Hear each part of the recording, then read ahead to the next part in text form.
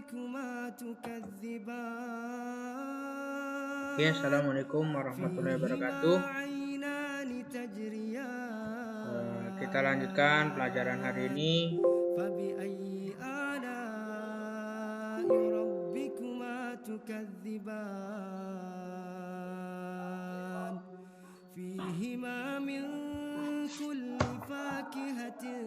Yaitu tema 1, maaf, belum diganti. Tema 1, indahnya kebersamaan. Subtema 2, kebersamaan dan beragaman, pembelajaran 2. Kita lanjutkan. Ini ada sebuah teks bacaan. Bagi yang sudah punya bukunya, silakan kalian lihat bukunya. Bagi yang belum, silakan menyimak teks yang ada di video. Sini ada, kita disuruh baca, kalian silakan baca terlebih dahulu. Nanti kalian akan tahu bagaimana isi dari materi. Puskam itu, Adit sangat suka membaca. Ia memiliki banyak buku bacaan, baik yang dibelinya dengan uang saku yang ia gunakan. Selain itu, juga menggunakan uang pemberian dari paman dan bibi, hadiah dari lomba menulis yang dimenangkannya, ataupun hadiah ulang tahun dari orang tua dan saudara. Adit ingin mengajak semua anak di kampungnya agar gemar membaca. Ia mendiskusikan keinginannya itu kepada ayahnya. Pak Hasan senang mendengar keinginan Adit. Pada rapat warga kampung bulan berikutnya, Pak Hasan mengajukan usulan untuk merenovasi gedung kosong di samping masjid. Gudang tersebut akan digunakan sebagai perpustakaan bagi warga kampung. Perpustakaan itu tidak hanya dimanfaatkan sebagai ruang baca, tetapi juga sebagai sanggar belajar bagi anak-anak sepulang sekolah. Anak-anak di lingkungan kampungnya juga dapat bersosialisasi dengan teman-teman sekaligus dan melakukan kegiatan-kegiatan yang bermanfaat. Usul Pak Hasan disambut gembira oleh semua warga. Pada hari Minggu, semua warga telah berkumpul membawa berbagai macam peralatan yang diperlukan. Mereka akan bergotong royong merenovasi gedung. Pak Nyoman dan keluarganya melakukan ibadah pagi terlebih dahulu di pura. Pura itu masjid atau musola. Sebelum mengikuti acara kerja bakti, begitu pula pura itu yaitu ibadah bagi muslim, ibadah. Keluarga Benias, mereka pergi ke gereja. Ini ada pura itu untuk non-muslim dan Buddha, dan kemudian gereja yang juga beribadah. Sebagian warga segera memulai pembersihan halaman, mengecat dinding, membersihkan bagian-bagian yang kotor. Adit dan teman-temannya mengecat kayu yang akan dijadikan rak. Selesai beribadah, Pak Yoman, Bu Yoman, dan Putu membantu merias dinding perpustakaan dengan gambar-gambar yang menarik dan berwarna merah. Dan kemudian menjelang siang, gudang telah selesai disulap menjadi perpustakaan. Papan nama yang terpampang di situ berbunyi Puskam. Puskes. perpustakaan kampung. Singkatan dari perpustakaan kampung. Semua orang senang dan bangga dengan perpustakaan. Nah, itu ya sedikit bacaannya. Di sini ada sebuah. Nah, sebelum berlanjut ke yang tadi,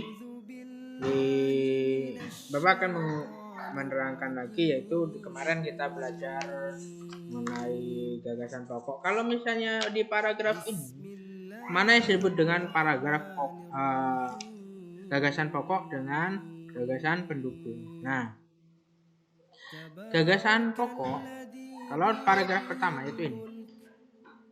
Ya, nanti kalau takutnya ada pertanyaan, ini kalian bisa. Nah, Adit sangat suka membaca. Gagasan pendukungnya apa? Dia memiliki banyak buku. Nah, gimana mau membaca kalau misalnya tidak memiliki banyak buku? Atau yang lainnya, makanya dibaca. Jadi pendukung supaya Adit itu baca buku apa. Dan kemudian di sini juga dengan membeli buku, dan itu yang disebut dengan gagasan pendukung. Dan kemudian di sini juga ada paragraf keduanya, yaitu Pak Hasan senang mendengar dongeng Adit. Nah, di sini ada apa senangnya, yaitu dengan usulan pembuatan perpustakaan. Mengajukan usulan. Nah, di samping jadi merenovasi. Jadi arti dari sebuah gagasan pokoknya seperti itu. Dan kemudian di sini juga ini ada. Oke, di selanjutnya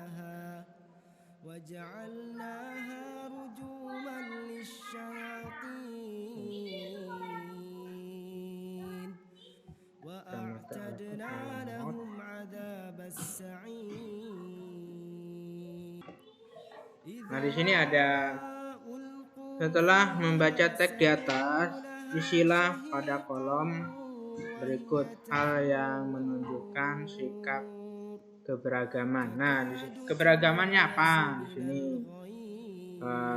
Di sini keberagamannya tadi itu ada Pak Yoman itu walaupun beda, tadi itu ada 3 agama, yaitu keberagamannya beda agama, tapi mereka tetap kerjasama, melaksanakan kerjasama seperti itu. Manfaat kerjasama apa? Yaitu adanya kerjasama, kita walaupun perbedaan,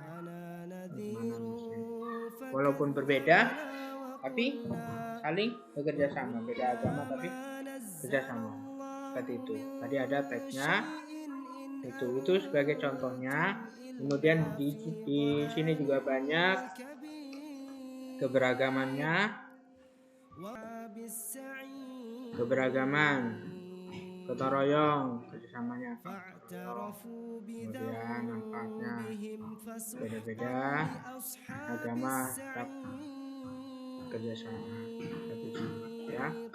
Dan kemudian di sini ada pertanyaan juga berdasarkan tabel yang telah kamu buat diskusi. Pertanyaan berikut dengan teman-temannya. Apa yang dimaksud dengan kerjasama? Kalian silakan di Google juga ada. Nah, ini sebagai sedikitnya aja. Itu kerjasama adalah kegiatan atau usaha yang dilakukan oleh beberapa orang. Baik, misalnya beberapa orang itu siapa-siapa.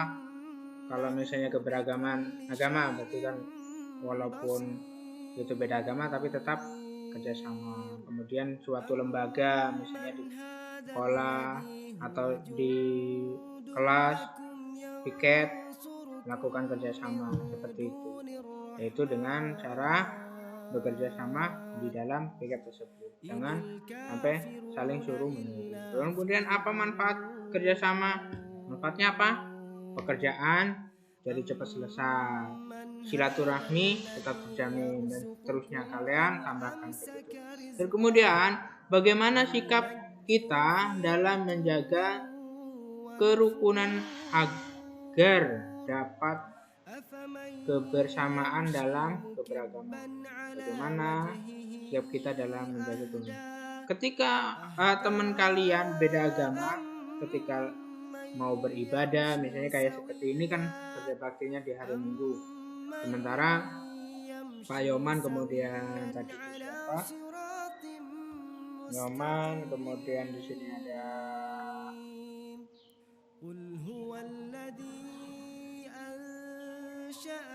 Pak Yoman, Denias, itu juga karena Minggu mereka ibadah. Tapi sebagai umat muslim, karena duluan untuk bekerja menghormati yang sedang beribadah. Kemudian sebaliknya, ketika non muslim atau agama lain, ketika kita sebagai muslim waktunya sholat, kemudian kita sholat, dan yang agama lain juga menghargai seperti itu ya. Kemudian tuliskan keuntungan dari gotong royong. Nah, keuntungan dari gotong royong pasti untung ya. Ketika gotong royong kita pasti untung. Untungnya apa? Cepat selesai. Kemudian ada juga pokoknya pekerjaan jadi cepat selesai, kerjasamanya tetap terjalin, jadi seperti itu untuk keuntungannya.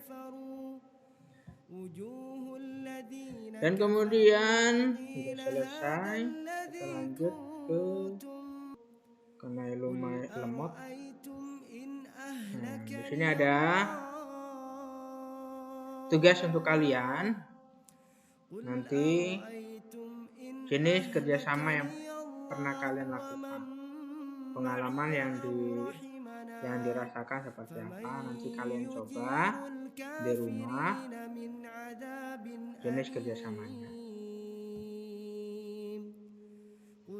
Dan ini juga bentuk tarian.